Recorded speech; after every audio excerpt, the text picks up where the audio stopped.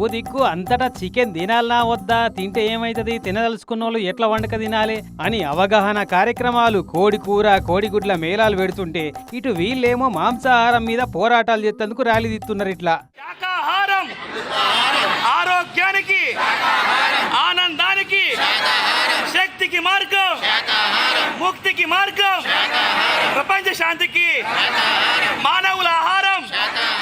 దగ్గర ఓ 150 మంది ఉన్నట్టుర్రు. మనిషికి శాకాహారమే సరైన ఆహారం, ఆరోగ్యంగా ఉండాలంటే మాంసాహారం మానేయాలి, జంతువుల మీద ప్రేమ కరుణ చూపెట్టాలి, వాటిని చంపే హక్కు మనకు లేదు అనుకుంటా మైకులల్లా నినాదాలు ఇచ్చుకుంటా ర్యాలీ తీసిరిట్లా.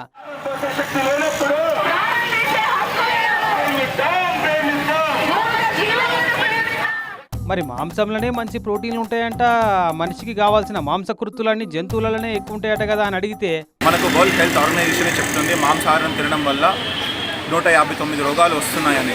సో అందుకు తెలిసి కార్పొరేట్లో మనము డబ్బులు పెట్టి మంచాల అవడం తప్ప ఏమీ లేదు. పిరమిడ్ స్పిరిచువల్ సొసైటీ సంగపోలట వీళ్ళంతా. సిటీ మెహదీపట్నం, గుడిమల్కాపూర్, కార్వాన్, ఆసిఫ్ నగర్ ఏరియాలలో తీసిరు నిన్న ఈ ర్యాలీ.